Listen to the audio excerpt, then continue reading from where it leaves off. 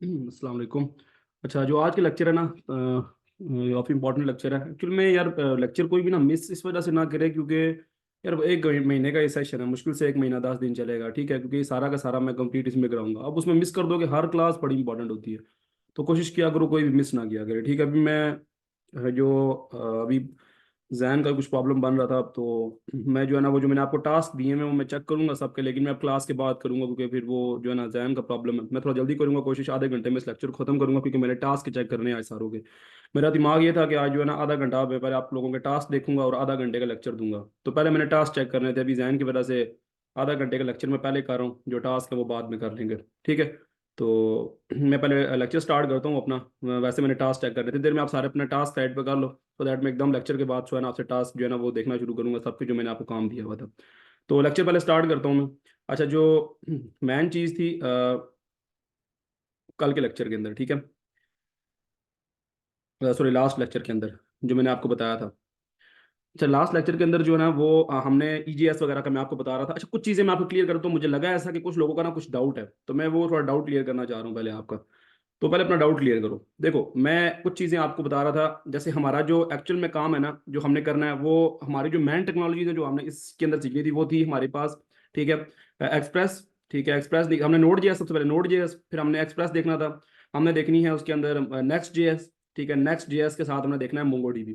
तो अभी अगर हम देखें ना, तो हमारा एक्सप्रेस जो है ना एक्सप्रेस क्लियर हो चुका है। अब देखिए, एक बात है कि एक्सप्रेस से हमें इतना क्लियर हो चुका है कि यार एक्चुअल में जो नोड जेएस के बेसिक्स है ना, वो हम कैसे काम कर रहे होंगे। अब आगे जो आप देखोगे नेक्स्ट जेएस को, तो नेक्स्ट जेएस सिंपल एक नोड जेएस की कमांड से वो एक स्टार्ट हो जाता है। मैं आपको थोड़ा सा आज करके दिखाऊंगा। वैसे मैं आज जो मेन चीज़ है वो आपको एजीएस जहाँ से हमने छोड़ा था, मैं एजीएस टेम्पलेट इंजन के बारे में आपको पहले टेम्पलेट इंजन के बारे में बताना था, ठीक है। वो चैपा गो मैंने दो में से चूज करके मैंने ईजीएस को समझाया आपको। देन हम आगे इंशाल्लाह नेक्स्ट पे जब जाएंगे तो फिर हम जेएसएक्स को भी देखेंगे, लेकिन अभी मैं एजीएस का बता रहा हूँ आपको। तो इंशाल्लाह आज मोंगोडीबी को भी थोड़ा सा देखेंगे और ईजीएस को भी देखेंगे, ठीक है। अच्छा, तो मैं स्टार्ट करता हूँ इस चीज़ को। सबसे पहले तो हम अपना वीएस कोड ओपन कर लेते हैं। अच्छा, आज जो मैं काम करूंगा ना, थोड़ा सा आप लोगों ने अच्छा, मैं पहले ईजीएस समझा रहा हूँ, लेकिन साथ साथ हम मोंगोडीबी को इंस्टॉल करने में थोड़ा टाइम लेता है मोंगोडीबी। तो आप ना यहाँ पर पहले मोंगोडीबी डाउनलोड कर लो, ताकि मोंगोडीबी डाउनलोड पे लगा के ना, तो फिर मैं आपको ईजीएस का जो मैन वर्किंग है वो सारी समझा देता हूँ, ठीक है। तो मैं पहले मोंगोडीबी को डाउनलोड पे लगा देता हूँ। आप यहाँ पर आओगे, मोंगोडीबी लिखोगे ना, तो आप आ जाओगे इसके ऊपर, आप यहाँ पर क्लिक करो मोंगोडीबी डाउनलोड के ऊपर। अब आज हम मोंगोडीबी को एक्चुअल में देखेंगे, थोड़ा सा मैं आपको इसके बारे में थोड़ा सा रिव्यू भी कराऊंगा इन चीज़ों को, कि मोंगोडीबी एक्चुअल में है क्या, डेटाबेस जो है ना एक्चुअल में मोंगोडीबी हम यूज़ क्यों करते हैं, ठीक है। और नेक्स्ट जेएस जो है वो हम उससे मैं आपको नेक्स्ट जेएस की ना सिंपल एप्लीकेशन बनाना सिखा देता हूँ आज के लेक्चर के अंदर, वो बिल्कुल लास्ट में बताऊंगा मैं। लेकिन अभी हम इसके ऊपर आते हैं। तो हम क्या करते हैं, इसके जो डाउनलोड है वो हम इसको डाउनलोड कर लेते हैं, ठीक है, स्टार्ट फॉर फ्री, और हम इसको डाउनलोड करते हैं। जो इसका कम्युनिटी वर्जन है जो सिंपल होता है वो हम डाउनलोड करेंगे। फिर हम एक मोंगो कैंपस नाम से, कॉम्पस नाम से एक चीज़ आती है, जो कि मोंगो का जो डेटाबेस है ना उसको हम हैंडल करते हैं ना, किस तरीके से वो हो जाता है। अच्छा, मैं थोड़ा सा आपको मोंगो डीबी के बारे में बताता हूँ, फिर मैं ईजीएस की तरफ आता हूँ, ठीक है। मोंगो डीबी का थोड़ा सा रिव्यू सुन लो। मोंगो डीबी ना एक्चुअल में आपने मायस्क्यूएल के ऊपर काम किया होगा, मोस्टली लोगों ने मायस्क्यूएल पे काम किया होगा, पीएचपी मायस्क्यूएल पे ना। तो पीएचपी जो मायस्क्यूएल होता है ना, वो एक्चुअल में जो डेटाबेस है मायस्क्यूएल, वो एक स्ट्रक्चरल डेटाबेस है। उसमें एक्चुअल में क्या होता है, उसमें ना ऐसे होता है कि एक डेटाबेस है, डेटाबेस के अंदर आपके पास टेबल्स आ जाते हैं। और अच्छा, डेटाबेस होता है, डेटाबेस के अंदर आपके पास टेबल्स आ जाते हैं, और टेबल्स के अंदर आपके पास रोज एंड कॉलम्स, इस तरीके से सारा चक्कर चल रहा होता है। लेकिन जो मोंगो डीबी है ना, ये थोड़ा सा डिफरेंट है। मोंगो डीबी थोड़ा एफिशिएंट भी है। अच्छा, मेरी बात वगैरह तो नहीं काट रही, बिल्कुल क्लियर आ रही है ना आप सबको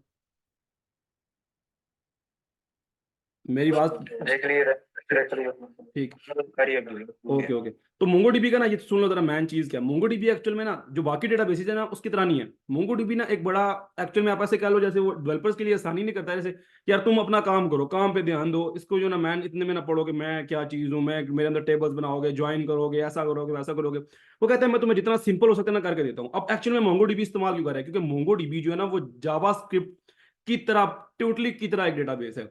जावास्क्रिप्ट की तरह कैसे हो गया, इसके अंदर ना आप डेटाबेस में आपको जरा इंस्टॉल, अच्छा मैं जो है ना यहाँ से साइन अप विद गूगल कर लेता हूँ। मैं थोड़ा सा आपका साथ आपको बताता रहता हूँ।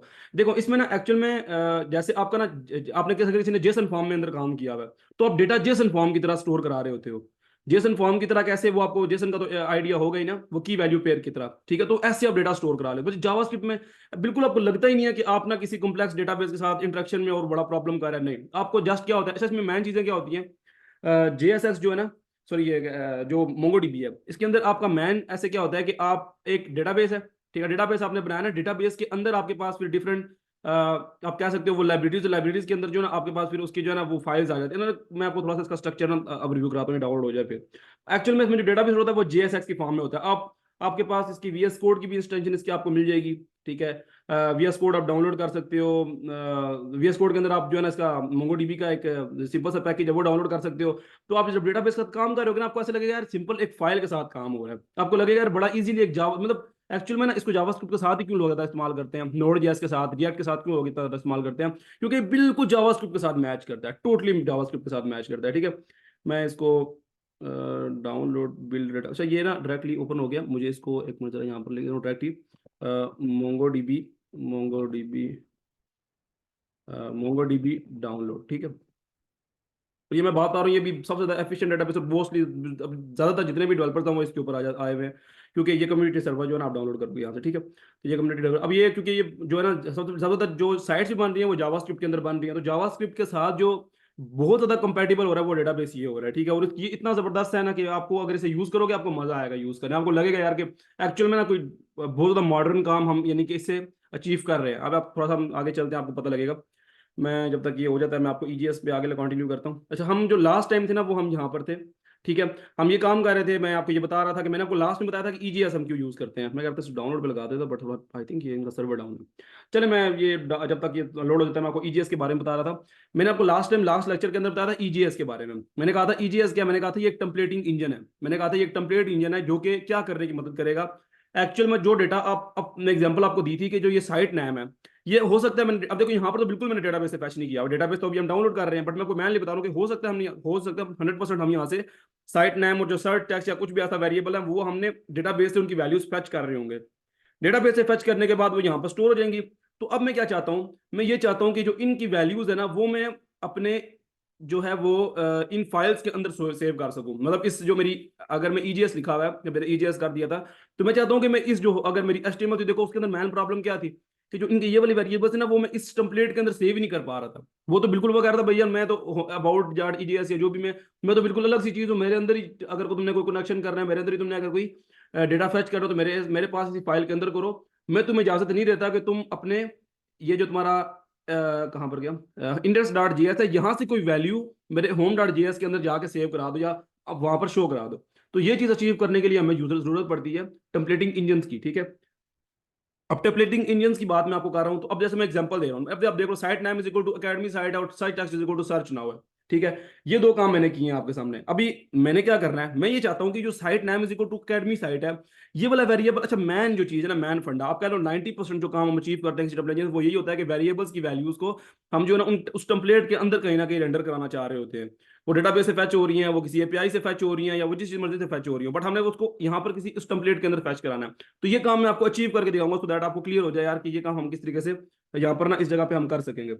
तो मैं आपको जो है वो फॉर एग्जांपल मैं यहाँ पर क्या करता हूँ, अच्छा ये तो मैंने कर चुका हूँ, ठीक है। सेंड फाइल यूज नहीं करेंगे जब हम यहाँ पर, अच्छा जब हम EGS को यूज कर रहे होते हैं कुछ चीजें आप जरा नहीं आती हैं। जैसे हम पहले आपको मैंने आपको पहले एक चीज मैंने ही आपको बताई थी कि जब आप home.html करेंगे तो आपको मुकम्मल तरीके से views/home.html करना पड़ेगा। फिर आपको रूट भी जो डायरेक्टरी नेम है वो भी आपको बताना पड़ेगा। लेकिन जब आप EGS के साथ काम कर रहे हो, ठीक है, और जब इस वाले टेम्पलेट के साथ काम करो फिर ऐसा कोई प्रॉब्लम नहीं है, ठीक है। फिर हमने क्या करना है, फिर हमने व्यूज भी नहीं बोलना। हम बोल सकते हैं यार मैं यहाँ पर जो है अबाउट वाली को खत्म कर देता हूँ, मैं इसको डिलीट कर देता हूँ ताकि कम्प्लेक्सिटी जितनी कम हो सके मैं उतनी कर रहा हूँ, ठीक है। तो अच्छा नहीं हुआ, मैं इसको दोबारा कर देता हूँ डिलीट, पता नहीं मैंने क्या डिलीट कर दिया, किसने क्लिक हुआ होगा। अच्छा तो पता नहीं क्या डिलीट हुआ बड़ा। जो यहाँ पर home.EJS है ना, मैं इसमें अभी जो डायरेक्टरी भी होती है ना मैं ये डायरेक्टरी भी खत्म कर सकता हूँ। अब मैं डायरेक्टरी, अब देखो मैंने एक्चुअल में करना क्या था जो मैं आपको बात बता रहा हूँ। पहले मैं इसके अंदर जो home.EJS है मैं इसके अंदर कुछ एक सिंपल सा HTML ना फॉर्म बना लेता हूँ।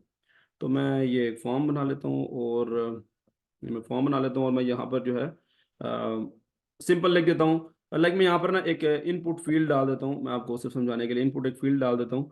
और बस ठीक है, इनपुट फील्ड और एक प्लेस होल्डर इसके साथ लगा देता हूँ जिसमें लिख देता हूँ इंटर इंटर योर नेम, ठीक है। इंटर योर नेम, अच्छा किसी की रिक्वेस्ट आई है। हाँ, अच्छा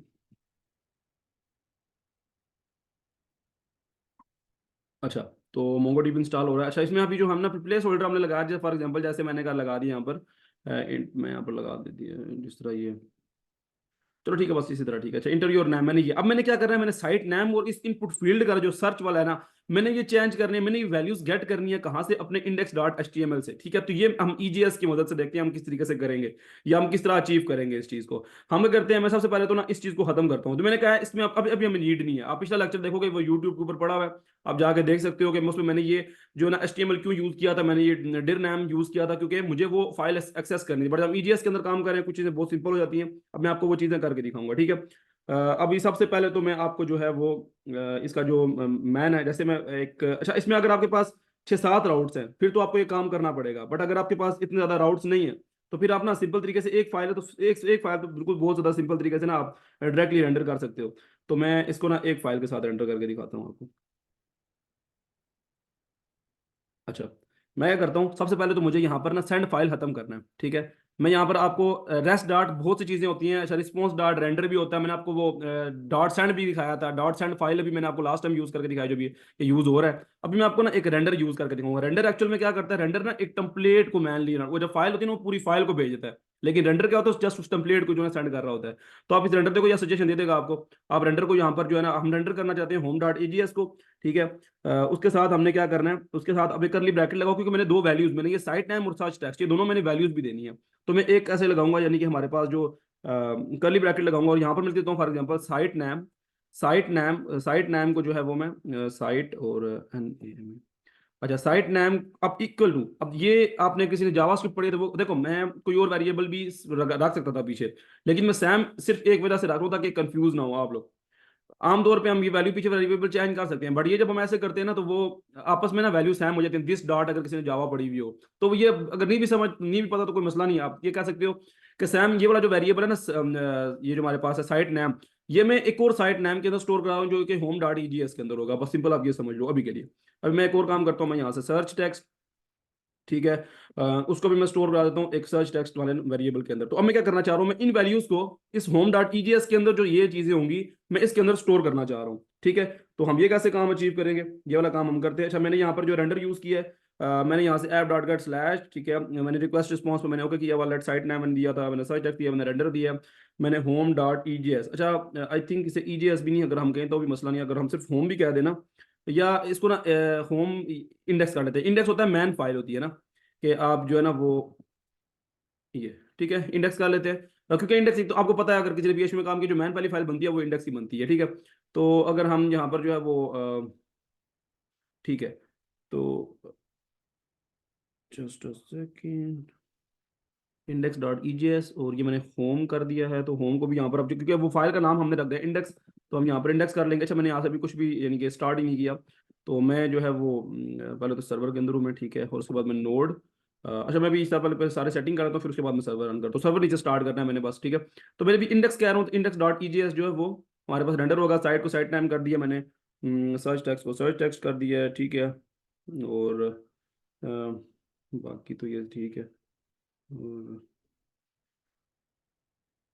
अच्छा, हम आते हैं अपने इंडेक्स डॉट ईजीएस के अंदर, यहाँ पर ना, अच्छा मैं आपको डॉक्यूमेंटेशन की तरफ लेके जाता हूँ थोड़ा सा। डॉक्यूमेंटेशन में ज़्यादा कंफ्यूज नहीं करूंगा, लेकिन उसके अंदर ना कुछ चीज़ें हैं जो मुझे वहाँ से उठानी पड़ेंगी, तो मैं आपको सिर्फ बताता हूँ कि आप लोग भी अगर उठाना चाहो तो कैसे उठा सकते हो। आप लोग सिंपल पहले तो अपने इसके ऊपर आ जाओ ना, ठीक है। अच्छा, ये डाउनलोड कम्युनिटी वर्जन पे आ गया, तो इसे डाउनलोड भी कर लेते हैं। सिलेक्ट पैकेज 64 के लिए MSI, ठीक है, बस यहाँ डाउनलोड कर लो, डाउनलोड पे लग जाता है, अच्छी बात है, जितनी देर में हम ये कंप्लीट कर लेंगे। ओके, तो मैं इसको जो है डिस्क डी के अंदर ही डाउनलोड करता हूँ सेव, ये हो जाए तो फिर अभी इसको डाउनलोड कर देते हैं। ये साथ अपने जो है ना मोंगो डीबी कॉम्पैस भी डाउनलोड करेगा, जो कि एक्चुअल में मोंगो डीबी के साथ इंटरेक्ट करने में बहुत ज़्यादा हेल्प देगा हमें, ठीक है। तो ये भी हो रहा है 574 MBs का, ठीक ठाक टाइम लगाएगा। चलो अभी हम अपनी काम के ऊपर आते हैं। तो मैं आपको मैन बता रहा था कि अभी यहाँ पर मैं आता हूँ। अब मैं देखें, जो मैंने आपको बताया था वो लास्ट अगर क्लास आपने देखी तो मैंने उसमें बताया था कि जो हमारे पास EJS है, EJS dot I think CO, हाँ, ये इस नाम से हमारे पास ये इसका यानी कि इसकी साइट है जिसके ऊपर कंप्लीटली तरीके से लिखा हुआ है कि हम ईजीएस को कैसे इस्तेमाल कर सकते हैं। गेट स्टार्टेड पर क्लिक करोगे, मैंने सब कुछ आपको बता चुका था ये वाला। अब देखें, अब यहाँ पर हम आते हैं। अब अगर आपने, अगर अब मैं आपको एक चीज़ दिखाऊं, अगर मैं आपको यहाँ पर जो है डॉक्यूमेंट को छोड़ता हूँ मैं चलो मैं इसको ना सिर्फ आपको होस्ट करके दिखाता हूँ। पहले मैं यहाँ पर लिख देता हूँ साइट, देखें अब यहाँ पर जो लिखा हुआ है मेरे पास इंडेक्स डॉट जेएस के अंदर, वो लिखा हुआ है यहाँ पर साइट नेम। तो मैं इस वेरिएबल को शो कराना चाहता हूँ, क्योंकि मैंने बोला हुआ है कि इंडेक्स के अंदर मेरा इस साइट नेम वाले वेरिएबल को शो करो।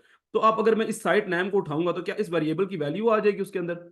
ये आप जरा करके देखते हैं, मैं आपको बताता हूँ ये असल में होता है कैसे, बट वैसे मैं आपको चीज़ें क्लियर करता हूँ पहले। तो मैं यहाँ पर साइट नेम लिख देता हूँ, तो क्या आप साइट नेम लिख दूंगा और उसके बाद यहाँ पर जो है इसकी यहाँ पर मैं वैल्यू करके लिख देता हूँ, वैल्यू इज इक्वल टू, और मैं यहाँ पर अगर लिख दूँ for example index dot JS के अंदर क्या था, सर्च टेक्स्ट, ठीक है। मैं यहाँ पर अगर सर्च टेक्स्ट लिख दूँ, सर्च टेक्स्ट, या मैं अगर सिर्फ ऐसे करके भी लिख दूँ, चलें इसको इसको छोड़ता हूँ। इनपुट को मैं यहाँ पर ना एक और चीज़ बना लेता हूँ, मैं यहाँ पर बटन बना लेता हूँ। चीज़ें क्लियर करनी है बस, मेन चीज़ ये है। अच्छा, यहाँ पर मैं आपको एक कर देता हूँ जो है वो किस नाम से था, सर्च टेक्स्ट, ठीक है। सर्च और टेक्स्ट, ठीक है। अब देखो मैं ये अब देखो मेन चीज़ क्या, साइट नेम मैंने लिख दिया है, ठीक है, मैंने साइट नेम लिख दिया।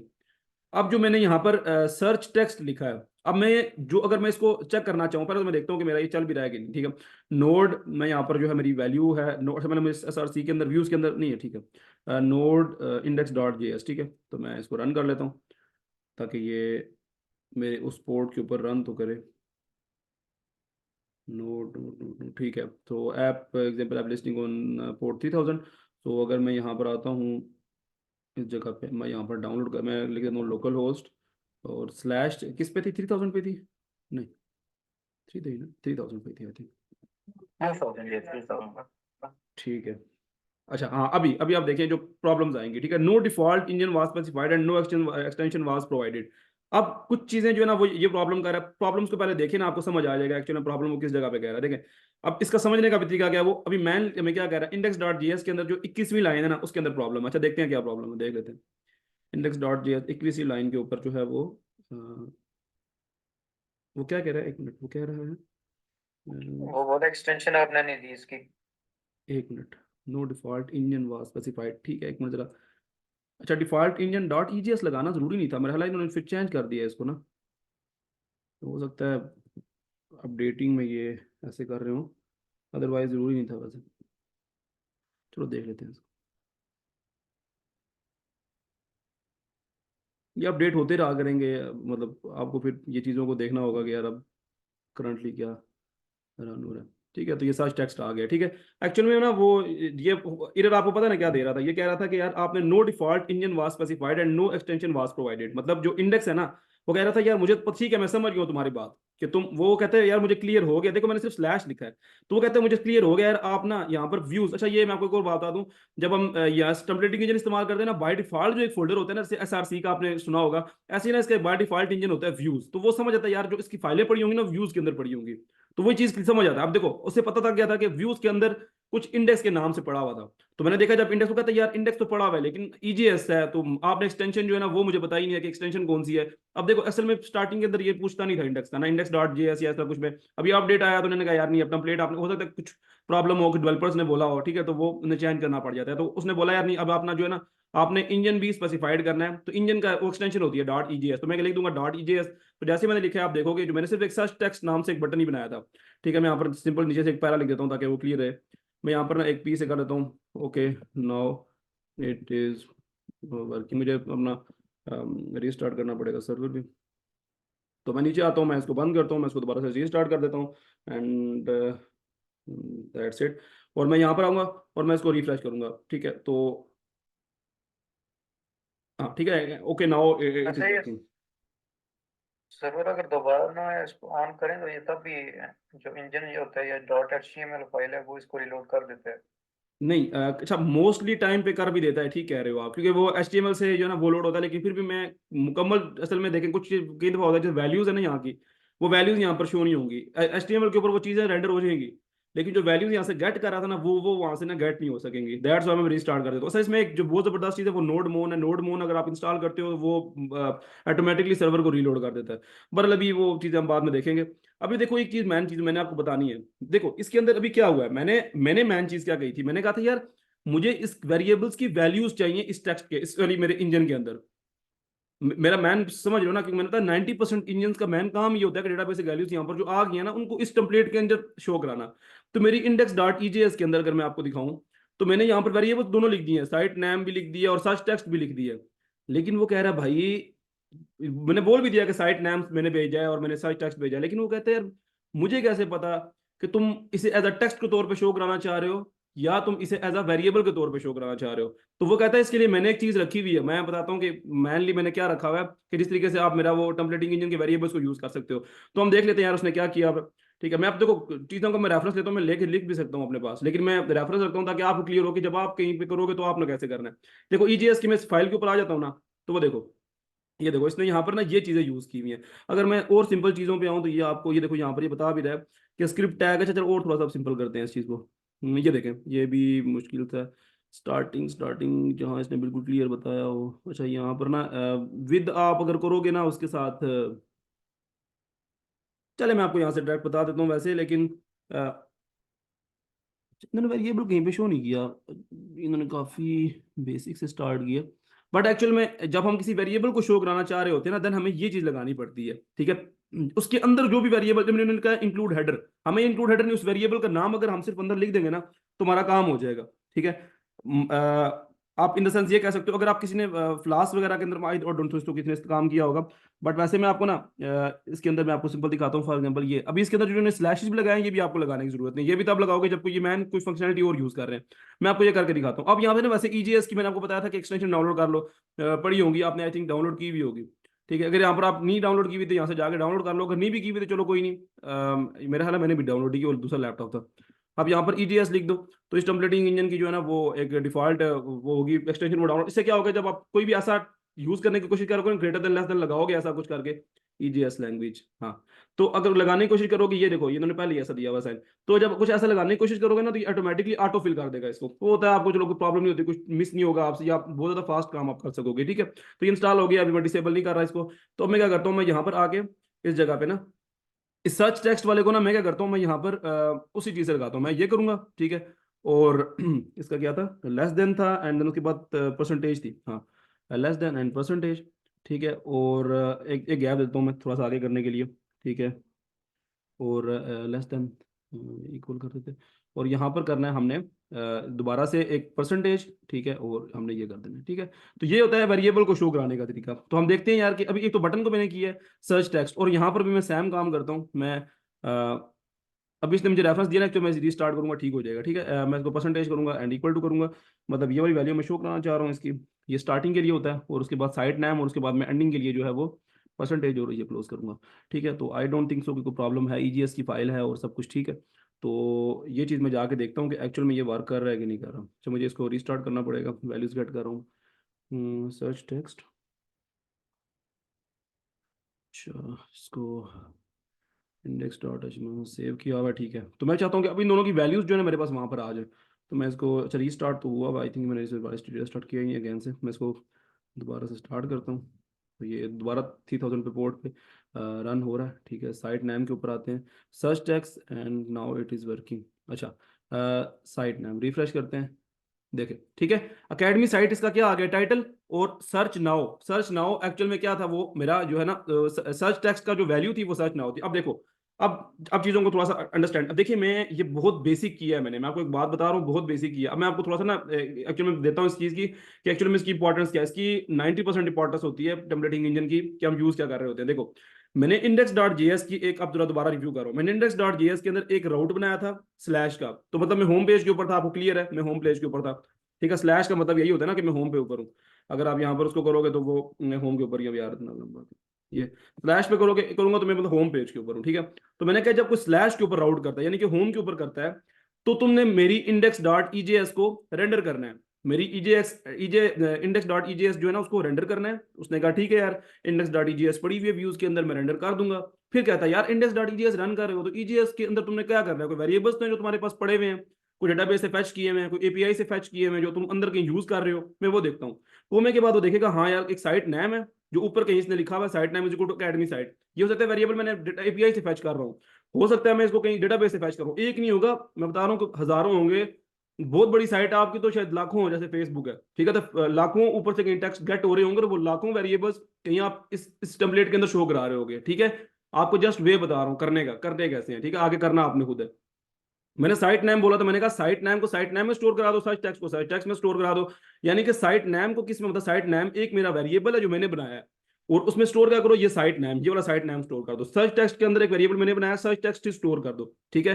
स्टोर करने के बाद जो ये वेरिएबल्स है ना, ये इंडेक्स डॉट ईजीएस के अंदर जहां पर भी यूज हो, मेरी इस टेम्पलेट के अंदर जहां पर भी कोई लिखे साइट नेम, किस तरह करके लिखे, अगर कोई इस तरह ये वाला जो है ना सेंटेक्स यूज करे, जो ईजीएस का ऑफिशियल सेंटेक्स है, अगर कोई ये सेंटेक्स यूज करते हुए मेरे पास यहाँ पर इस वेरिएबल का नाम बिल्कुल सैम लिख देगा, तो तुमने उसकी वैल्यू शो करनी है जो भी मैंने वहां पर तुम्हें दी होगी। तो उसने क्या किया, साइट नेम के अंदर मैंने क्या वैल्यू शो की हुई थी, साइट नेम के अंदर था अकेडमी साइट। तो देखो जब मैंने यहाँ पर टाइटल के अंदर अकेडमी, अकेडमी के अंदर जो मैंने लिखा हुआ है, अगर मैं यहाँ पर आगे देखूं, तो वो अकेडमी साइट मुझे शो करेगा, ठीक है। साइट नेम जो मैंने वहां पर वेरिएबल स्टोर कराया था, सर्च सर्च टेक्स्ट का मैंने सर्च नाउ किया हुआ था, तो उसने सर्च नाउ यहाँ पर शो किया है। अब मैं आपको छोटी सी एग्जांपल दूं ना, तो मैं आपको वैसे थोड़ा सा क्लियर कराने जा रहा हूँ इस चीज को।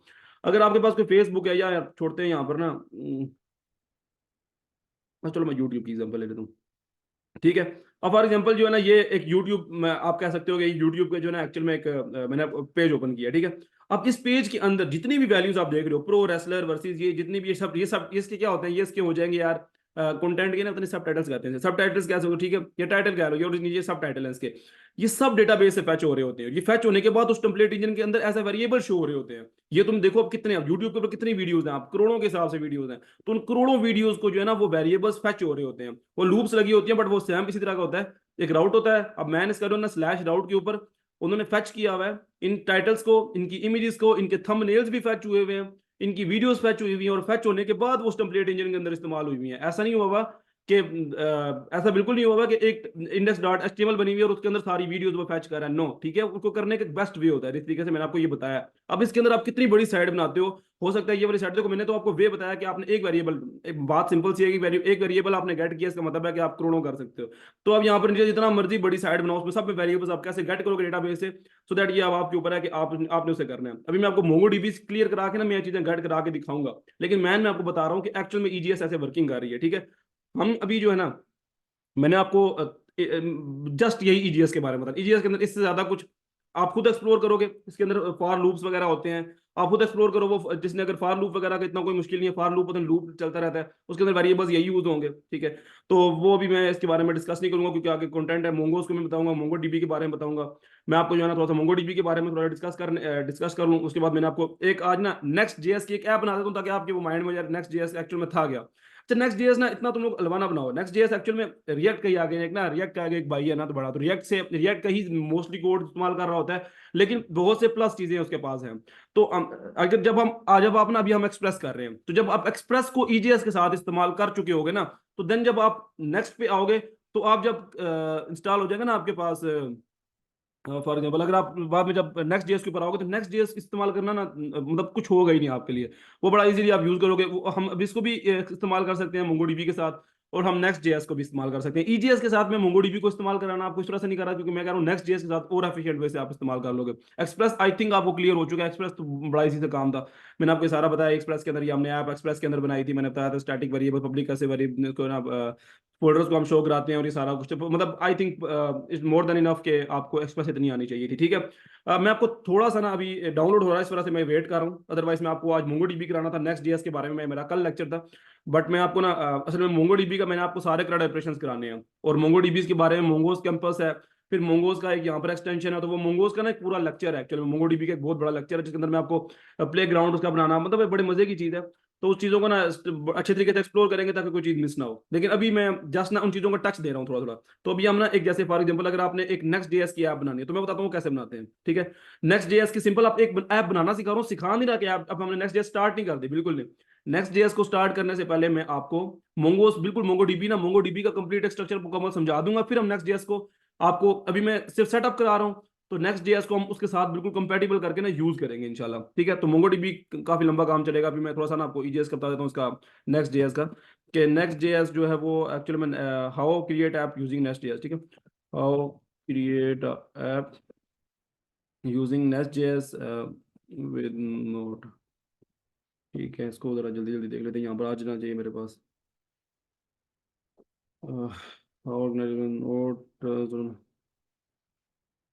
अच्छा चलो, आप डायरेक्ट सेटअप क्रिएट नेक्स्ट, चलो आप ओपन कर लो उनकी साइट ही। हर चीज की ना अपनी एक साइट, ऑफिशियल साइट आप देख रहे हो, मैं जो भी ओपन करता हूँ मैं उनकी ऑफिशियल साइट ओपन कर लेता हूँ। ऑफिशियल साइट आप ओपन करोगे आपके लिए आसान है। देखो नेक्स्ट जेएस की ऑफिशियल साइट है, तो आप उसको ओपन करोगे आपके पास यहाँ पर सब आ जाएगा यार, आपने किस तरीके से यानी कि वो साइट वो बनाना है, ठीक है। आप किस तरीके से उसकी एप्लीकेशन बना सकते हो, वो कितना ईजी है आपको, मतलब मुश्किल लगेगी नहीं ये सब चीजें। अच्छा मैं यहाँ पर क्या करता हूँ, मैं आपको ना इससे एक ये तूने बनाई हुई है थोड़ा करके मैं आपको ना बिल्कुल starting, welcome to next JS, ठीक है, डिप्लॉय विद वर्सल। अच्छा वर्सल क्या है, वर्सल के बारे में बताऊंगा मैं आपको, थोड़ी सी हाई लेवल चीज़ है। Create next app at the rate of latest, और यहाँ पर नेक्स्ट ये, ठीक है ना, ये एक सिंपल सिंटेक्स होता है किसी भी रिएक्ट इसकी नेक्स्ट जेएस ऐप को बनाने का। तो अभी हम आपने ये सब कुछ देखा है, मैंने आपको बताया, ठीक है, ईडीएस के बारे में भी। अब हम आगे चलते हैं। अब मैं आपको बताता हूँ, सिर्फ सिर्फ ये बता रहा हूँ, सिर्फ डाउनलोड अभी थोड़ा सा रह गया, इस वजह से मैं आपको ये बता रहा हूँ कि आपने जो है ना वो एक्चुअल में नेक्स्ट जेएस की ऐप को एक्चुअली बनाना कैसे, शुरू कैसे करना है। रिएक्ट के बारे में बात नहीं करूंगा, रिएक्ट का आपको पता है, वो मैं उस बारे में, क्योंकि ये प्रोजेक्ट एक्चुअली में ये मैं बताना है मैंने नेक्स्ट जेएस के बारे में। तो जब नेक्स्ट जेएस कराऊंगा बहुत से रिएक्ट के भी कॉन्सेप्ट बीच में आ रहे होंगे, मिक्स हो रहे होंगे, तो स्टार्ट ही मैंने नेक्स्ट जेएस से करना, सो दैट मैं नेक्स्ट जेएस से यहाँ पर कमांड रन कर रहा हूँ। मैंने कमांड कॉपी की हुई थी, मैं पेस्ट करूंगा। मैंने यहाँ पर क्या लिखा है, ठीक है, मैंने लिखा एनपीएक्स, ठीक है, create next app, next app मतलब नेक्स्ट जेएस की ऐप, ठीक है। मैं ऐप को क्रिएट करूँ, आपको पता है अगर किसी ने रिएक्ट के अंदर काम किया तो वहां पर होता था एनपीएक्स क्रिएट रिएक्ट ऐप, ठीक है ना, वो आपको क्लियर होगा इस चीज के बारे में जिसने रिएक्ट में अंदर काम किया। वो होता था एनपीएक्स क्रिएट रिएक्ट ऐप, यहाँ पर है एनपीएक्स क्रिएट नेक्स्ट ऐप, ठीक है, नेक्स्ट जेएस की app at the rate of latest का मतलब होता है जो लेटेस्ट अगर जिस तरीके से वो कॉन्फ़िगर हुई है, और आगे आ जाता है उसका नाम, ठीक है। तो मैं नेक्स्ट जेएस यहाँ पर प्रैक्टिस कर देता हूँ, ठीक है, नेक्स्ट जेएस प्रैक्टिस नाम से मैं इसकी एक ऐप बनाना चाह रहा हूँ, क्योंकि मैंने आपको प्रैक्टिस करानी है इसकी। तो मैं जैसे इंटर प्रेस करूंगा, मेरी एनपीएक्स की जो ऐप है वो यहाँ से कॉन्फ़िगर होगी। यहाँ पर क्वेश्चंस करेगा मुझसे, वो यहाँ पर कुछ क्वेश्चंस होते हैं, वो मुझसे कुछ क्वेश्चंस करेगा कि यार मैं आपको किस तरह की, असल में नेक्स्ट जेएस ना काफी मॉडर्न है, सो दैट वो बड़े एफिशिएंट तरीके से काम करता है। मैं पता हूँ ये क्या है, अभी कह रहा है वो प्रोसीड करना चाह रहे हो आप, यार हाँ मैंने प्रोसीड करना है, तभी तो मैंने ये से रन किया है। तो वो स्टार्ट कर रहा है, उसे स्टार्ट करने देते हैं। अच्छा अब देखो, अब ये क्वेश्चन करेगा, would you like to use TypeScript, या टाइप स्क्रिप्ट मैंने अभी तक अभी यूज नहीं करनी, ठीक है। तो यहाँ पर मैं कर देता हूँ नो। अच्छा ये I think no. Would you like to use ESLint, अभी नहीं करना एस लिंक। सब चीजों में ये कुछ चीजें ऐसी हैं जो है टेल विंड यूज करोगे, हाँ टेल विंड का ना ये भी पूरा ट्यूटोरियल होगा इंशाल्लाह। टेल विंड भी ये सीएसएस का आप कह लो कि सबसे मॉडर्न जो भी चल रहा है ना 2024 के अंदर, टेल विंड सीएसएस चल रही है। टेल विंड सीएसएस क्या है, सीएसएस को सबसे बेहतर तरीके से हम यूज करते हैं टेल विंड सीएसएस, ठीक है। तो नेक्स्ट जेएस बता रहा है क्योंकि सबसे ज्यादा मॉडर्न है, सो दैट वो अपने साथ मॉडर्न चीजों को लेके आ रहा है। तो हम कहेंगे यार हाँ मैंने टेल विंड सीएसएस तो यूज करनी है। क्या यार आपको चाहिए एसआरसी की डायरेक्टरी, नहीं मुझे नहीं चाहिए यार, मतलब वो मैं बना लूंगा बनानी हुई तो। ऐप राउटर चाहिए, हाँ यार वो तो मुझे जरूरत होंगे। अच्छा वो कह रहा है कि आपको एलियास इंपोर्ट करना होगा, यार नहीं मुझे वो भी नहीं चाहिए अभी। ओके कहता है ठीक है, मैं डिपेंडेंसीज को जो आपने मुझे बोली है ना मैं वो उसको इंस्टॉल करता हूँ, मुझे थोड़ा सा टाइम दे। ओके यार तुम इंस्टॉल करो, इजी है, ठीक है, वो अब अपना काम कर रहा है, उसे काम करने देते हैं। उन सब चीजों को इंस्टॉल करेगा। आपने सिर्फ ये देखा है कि नेक्स्ट जेएस की ऐप को मैंने कैसे कॉन्फ़िगर किया, मैंने नेक्स्ट जेएस की ऐप को कैसे मैंने अपने कमांड से उसको सेटअप किया, मैंने उनसे क्वेश्चन आंसर्स के जवाब दिए, और उसके बाद उसने क्या किया, उसने मेरी नेक्स्ट जेएस को इंस्टॉल करना शुरू कर दिया, ठीक है। तो भी नेक्स्ट जेएस इंस्टॉल हो रही है, जब तक इंस्टॉल होती है हम मोमोज के ऊपर आते हैं अपने, ये इंस्टॉल हो जाएगी। और यहाँ पर ना, अच्छा मैंने ये गलत किया है वैसे, गलत इन द सेंस ऐसे कर दिया मैंने, उसी ये डिलीट करना चाहिए था ना मुझे कंटेंट। मुझे नेक्स्ट जेएस प्रैक्टिस का देखो उसी के अंदर ऐप बना दिया मैंने, ये बन गया, देखें आप देख रहे हो यहाँ पर। अब ये मैंने असल में मैंने ये सारा कंटेंट भी इधर ही पड़ा हुआ है, और मैंने नेक्स्ट जेएस की प्रैक्टिस नाम से मैंने आपको देख बताया था ना ऐप बना रहे थे हम, फिर देखो ये बन तो गई है, ये देखो ये नेक्स्ट जेएस की प्रैक्टिस की ऐप है। ये ऐप है, ये पब्लिक है, ये देखो ये उसी का साइंटेक्स है सारा जो उसने हमें बना के दिया। अच्छा मैं क्या करता हूँ क्योंकि ये सब कुछ समझ आ चुके हैं आपको, तो मैं इन सब चीज़ों को डिलीट कर देता हूँ ताकि ये कंफ्यूज ना करें। इन सब चीज़ों को डिलीट कर देता हूँ। और ये सब कुछ आपको क्लियर तो है ना, हर चीज़ आपको मैंने क्लियर करा दी है, यानी कि मैं सेटअप पूरा था मैं करा दूंगा, डिलीट कर देते हैं, ताकि जो मैंने अभी किया मैं वो आपको सिर्फ बता सकूँ कि मैंने अभी इस टाइम पे मैंने करंटली क्या किया है, क्या चीज़ हमने अचीव किया है। नोट में को भी डिलीट करो, हाँ भाई इजाजत है तुम्हें, डिलीट इट डिलीट इट, ये हो जाए। चलिए इतनी भी हो रहा है। तो अभी मेरी एक कमांड रन करने से क्या हुआ, मेरा नेक्स्ट जेएस प्रैक्टिस ऐप का एक फोल्डर बना, और उस फोल्डर के अंदर क्या हुआ है मेरे पास, उसमें एक ऐप आई है, ठीक है, उसमें मेरे पास एक पब्लिक, ठीक है, ये आया है। उसके बाद मेरे पास ये फाइल्स आई हैं, मेरे पास जो है ना वो ये कॉन्फ़िग फाइल्स आई हैं, पैकेट डॉट जेसन आया है, क्योंकि नोड जेएस से ही बनी है ये ऐप। नेक्स्ट जेएस भी नोड जेएस को यूज करती है, मैंने आपको बता चुका हूँ। नोड पैकेट डॉट जेसन क्या होता है, इसके अंदर सारी डिपेंडेंसीज होती हैं, ठीक है। और ये रीड भी बनी हुई है, और टेल विंड भी टेल विंड डॉट कॉन्फ़िग बनी हुई है। टेल विंड सीएसएस कैसे यूज होती है, मोंगोज क्लियर करेंगे, नेक्स्ट जेएस का थोड़ा सा फ्लो में लेके चलेंगे, फिर इंशाल्लाह मैं एक पूरा टेलविंड सीएसएस का भी पूरा का पूरा एक जो है ना वो आपको दूंगा कि टेलविंड सीएसएस को कैसे यूज करते हैं, कैसे उसके सीडीएन को इंपोर्ट करते हैं, कैसे उसको आगे लेके चलेंगे, वो सारी बात करेंगे। अभी बेसिकली आप ये इसने हमें खुद बना के दिया, अब हमने इसको सबको चेंज करना है, इसको मुकम्मल तरीके से ऐसे चेंज करेंगे सो दैट कि हमारी एक कंप्लीट ऐप जो है वो हम अपने तरीके से उसे सेटिंग कर सके। किसी ने रिएक्ट के अंदर काम किया उसको पता होगा कि इसी तरह का एक फोल्डर बनता है और इसी तरीके से ना वो फोल्डर के अंदर कुछ चीजें कॉन्फ़िगर करके दे देता है, एक काउंटर ऐप बना के दे देता है, उसके बाद हमने उसे चेंज करना होता है, तो वो उसे क्लियर होगा। इसी तरह नेक्स्ट जेएस ने भी उसने कुछ चीजें बना के दे दी हैं, हमने उसको चेंज करना है। जैसे मैंने आपको बताया रिएक्ट से कुछ अपर चीज है, तो बहुत सा कोड रिएक्ट का भी इस्तेमाल होगा, लेकिन बहुत सी अपर चीजें चीज यूज होगी, वो मैं इंशाल्लाह आपको बताऊंगा। लेकिन अब जो मेन चीजें अभी हम देखें ना, तो वो तीन चीजें आ रही हैं।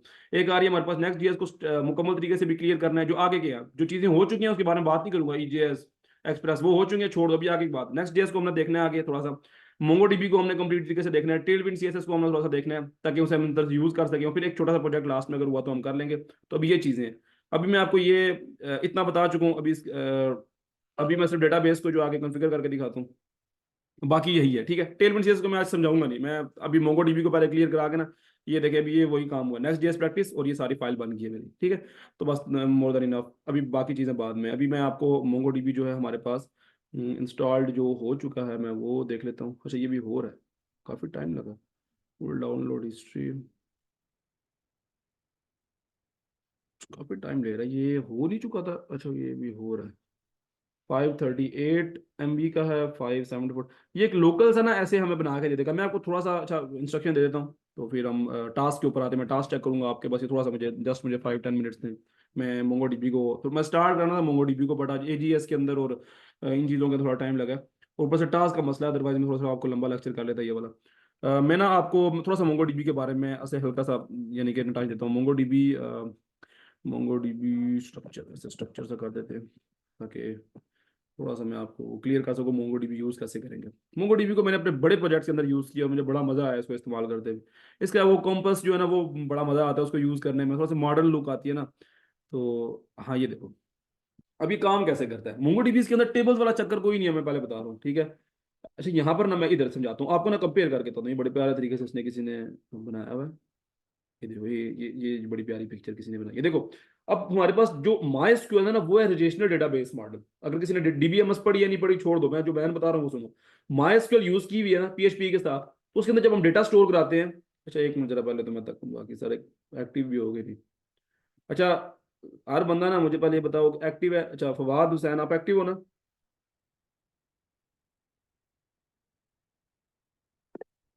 जैन एक्टिव हो आप? जैन